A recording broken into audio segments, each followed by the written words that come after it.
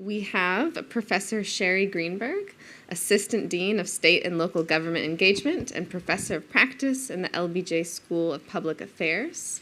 And Sherri will present Smart Hand Tools, Putting the Power of AI in the Hands of Skilled Trade Workers. Sherri.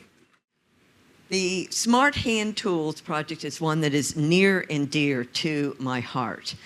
I have long been a proponent of technology, but ethical technology and policy and implementation of technology. And having the opportunity to work on this project is just, it's a great privilege. It truly is.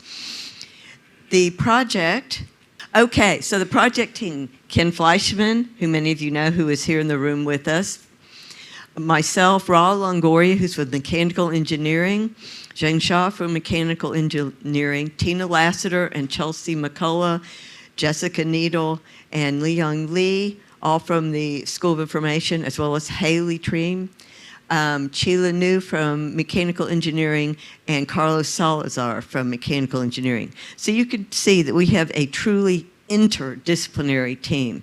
And that's what good systems is about. Not multidisciplinary, not having people from different disciplines working in silos, but truly interdisciplinary, working together where our skills can really complement each other.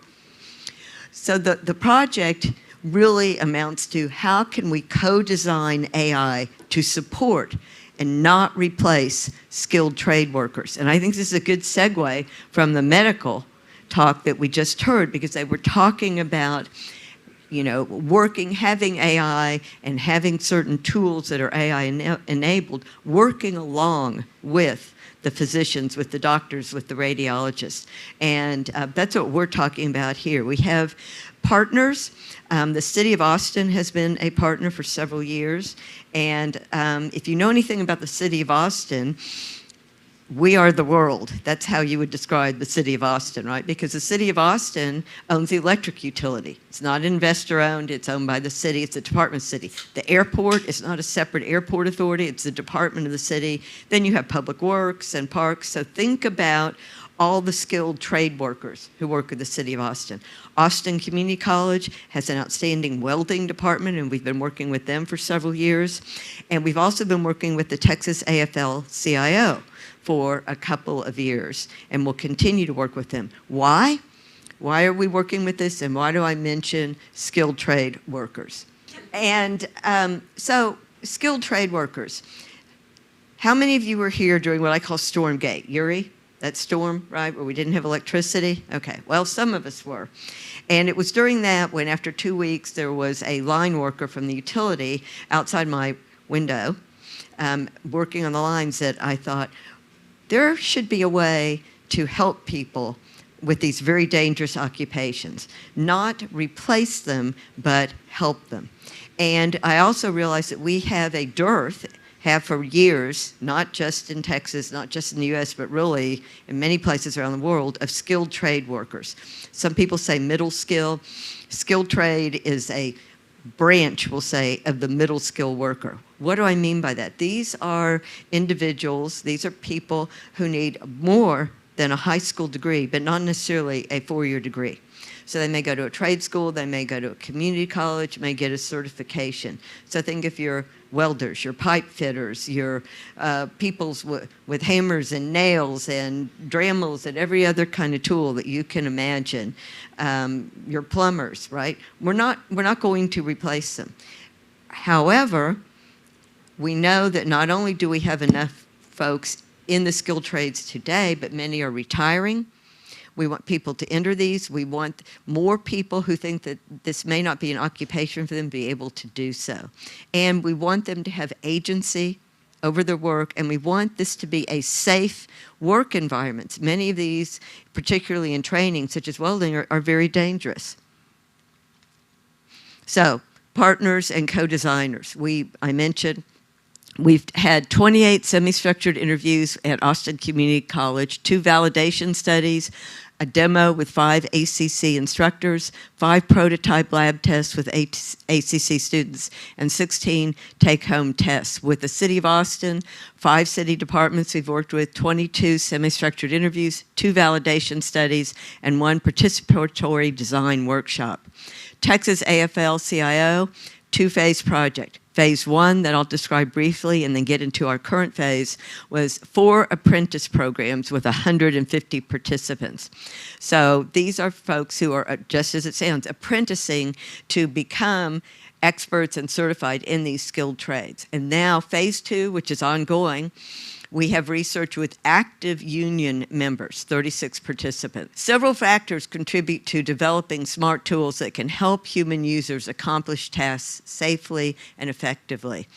You can see the circular nature of the diagram here. That is not accidental, right? We want to start with human-centered design. We want the human in the loop. We're not replacing workers, we're assistants, we're augmenting workers, we're making their training better and safer, we're providing them, as you'll see, with agency, where this was very important to us, that they have agency over their data where they are training or on the job. So, on-tool intelligence, we have a low-cost sensor program that we've looked at, personalized assistance, and of course, ethical AI integration. The diagram below, both of these describe processes in a working smart tool platform, as we call it. So we have a defined task, whether it's welding, whether it's pipe fitting, choose your flavor, right? And we have a prototype sensor unit with data that feeds into machine learning and AI. We have a performance and task improvement, whether it's learning or on the job. Then we have the feedback loop, and this is very important in both the learning process in these skilled trades and in your on-the-job performance. We have a prototype sensor unit, and we then have embedded ML algorithms. We have on-tool feedback, and then we have performance and task improvement, improved skills development, if I said, enhanced safety, very important, optimize efficiency, support workforce training, okay? And in the beginning, we thought, is this something that employers and workers would buy into, and why would they?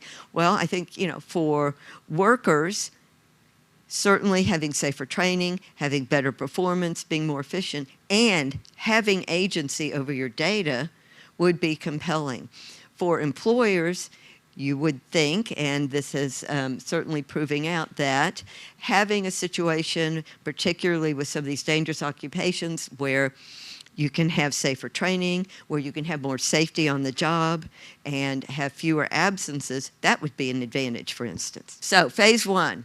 Perspectives from skilled trade labor union apprentices. Our research questions: what are the perspectives of skilled trade labor union apprentices on the role of AI in the future of skilled trade? How do skilled trade labor union apprentices react to the idea of smart hand tools? Because we really didn't know. We had various assumptions ranging everywhere from they're going to hate it and say no way to they're going to love it to they're going to be agnostic. We really didn't know. We had 4 apprentice programs where we did surveys and interviews. Key findings.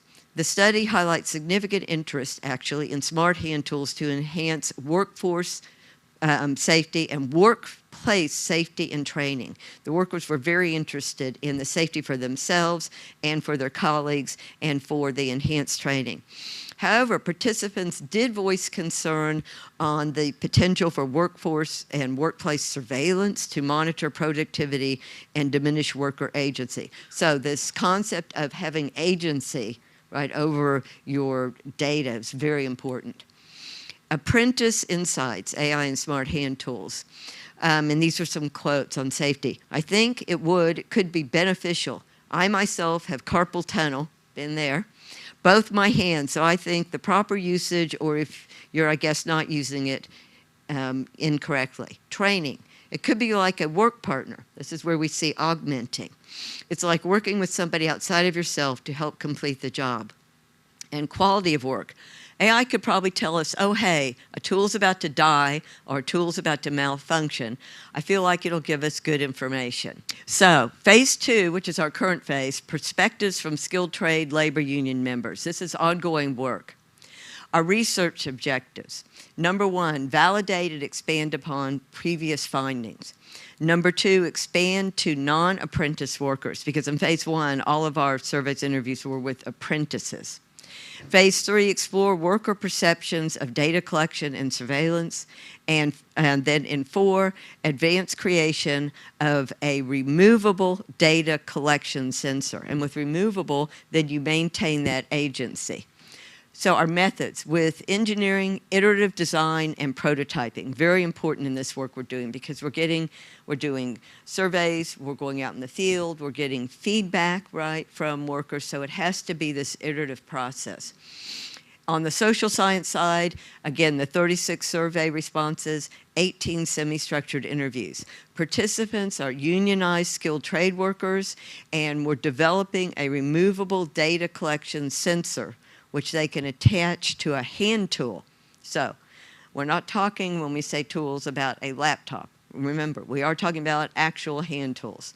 A welding, things you would use in piping and plumbing, actual tools. And then get worker perceptions of AI, data collection, agency, and privacy.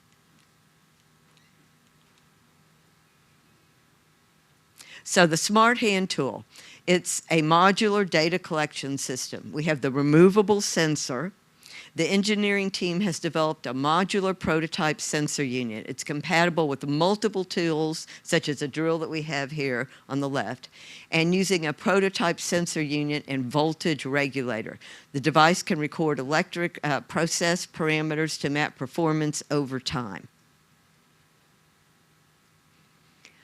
So we just see here sensor measurement of current across time as an electric drill is used. So we're getting this nice graph, right, as they're using.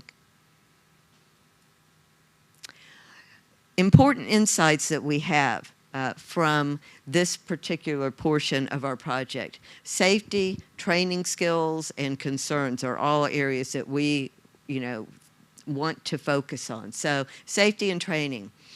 Information from a lot of people who would come in handy to actually train people the right way, to understand what people are doing wrong and kind of like remedy that. Remember, these are actual quotes from this phase of our research. Skill development. Tool data would help me specifically, and I think it'll help the trade too. Having something to tell you all the data in real time, I can learn in the next, and they're saying, and try to implement what I've learned. Then concerns, though, it's playing a dangerous game, right? If job site A and B had the same tools, but A has triple the statistics of B, that could lead to confrontation. So here you do see some concern about data and the use of data. Could it be used to for competition, right, among workers and job sites? And I think that that's a legitimate concern, certainly. So additional participant insights, and we are still in the process of analyzing this data. These are initial participant insights that we do have. Smart hand tools plus data access. How useful would it be to see anonymous combined data about error rates? 15, yes, 19, 7, 2, 3. Number of people selecting each option on a 5-point Likert scale. So you can see here, we're in the good zone. Surroundings, such as heat, same thing, 20, 7, 7, 1, 1, again, on a 5-point Likert scale.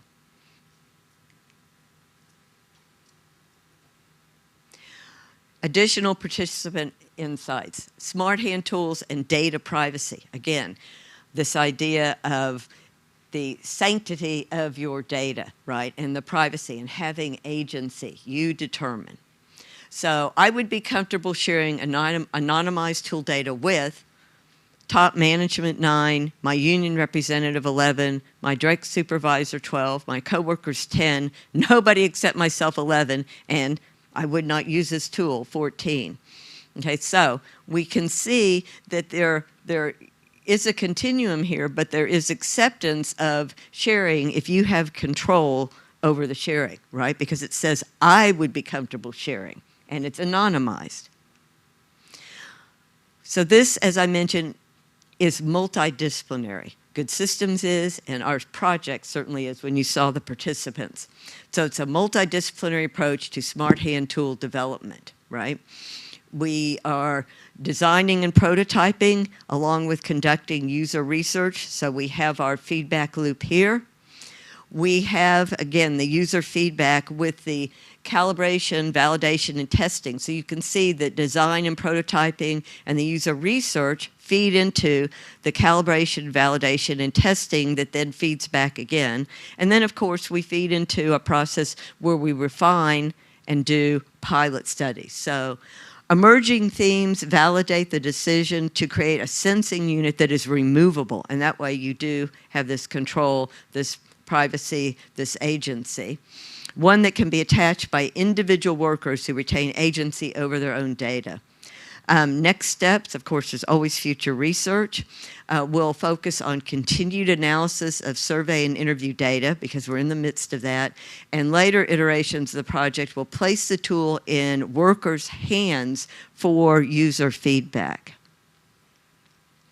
So, how can we design AI to support and not replace skilled trade workers? We return to where we began with our theme here. Enhance training to broaden participation in the skilled trades. Improve worker safety, so reducing accidents, avoiding injuries. Prototype development and use a sensor box attachment that we've discussed. Design ML algorithms to enhance training and safety, and ensuring that workers maintain ownership of their data. We have numerous publications, and the type is far too small to see, but I know the slides will be available.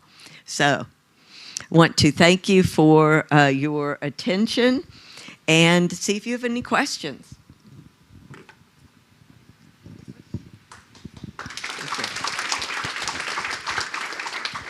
It's remarkable what you have accomplished. Just a small question, whether Sure. you're looking at the change that happened in the workers from the beginning to the later stage, and if that would serve as a better metric than simply showing them, where they are performing. So that is a goal. However, we're not there yet. We have been prototyping since the beginning some tools, whether it was a Dremel or whether it was something to use where you could see in the visor for welding. We're not at the point, though, where we have perfected. We pivoted then to what we have now, which is the detachable sensor box, right? And we're still prototyping that. I agree that when we get to the point where we're ready to actually quit iterating for a while and place it in the hand of skilled trade workers, that we could then do a longitudinal study. Yes, that would be very helpful. Compare your steady state and then look to see on a longitudinal study. Absolutely.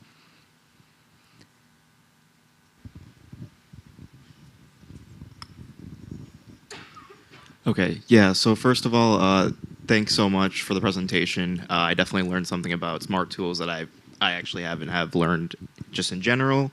So my main question was on the slide across those that choose to share their data privacy Right. versus those that don't. So like, how would you go through and sort through all of the data like of those that have chosen to share their data? Because like I'm thinking that there might be some potential biases between those that choose not to share their data versus those that do choose to share the data. Okay. Well, first of all, it would be anonymized. So when we said if you looked on that side, it was anonymized. And so I hope that that would account for some of that, the fact that it would be anonymized. But this is a very new area because most of the attention that is paid to work and workforce and AI, and we heard about agentic AI, right, is with knowledge workers, not with skilled trade workers. We have time for one more question.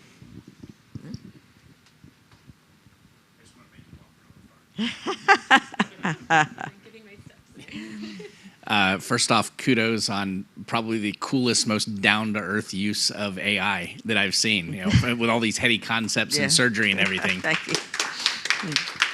And as somebody who's done the skilled labor work, I thank you as well. My question is, I think it's smart to target the younger audiences, but why did you focus on apprentices in the study? Well, the first one was apprentices, and then the second one, our second phase is not just apprentices. It's in fact mostly people who are in the occupation. So we started with apprentices because we were looking at the training aspect, right? And so with the training aspect, we could work with the apprentices who, as it sounds, are in training. And then in the second phase, we moved on to workers who are no longer in training but are in the workforce. I was told we have time for one more if there is another question. Oh, I see one in the far reaches. Thanks. I'm sorry if you addressed this and I blacked out back there or something, but I assume that part of this is the intent is engendering trust with the staff for future projects beyond this. I don't know if you measured this or if you can just speak to it, like how you feel. Did you achieve something like that, or are you on your way to achieving that? Certainly, yes, trust is a big portion of this. If we expect the skilled trade workers to use this tool, we started with the thought that we would need trust. They're not going to use it without trust. And that is why we have had such a focus on and pivoted to the sensor box so that the workers could feel trust and that it was trustworthy because they could choose where to use it and how to use it, having the sensor box, and they would have agency. Can we measure this yet? No, not until we actually have it in the field with a lot of workers using it. But I think from some of the interviews we've had and focus groups, we are seeing that there would be this trust with a sensor box that they had control over and they had agency. All right. Thank you so much.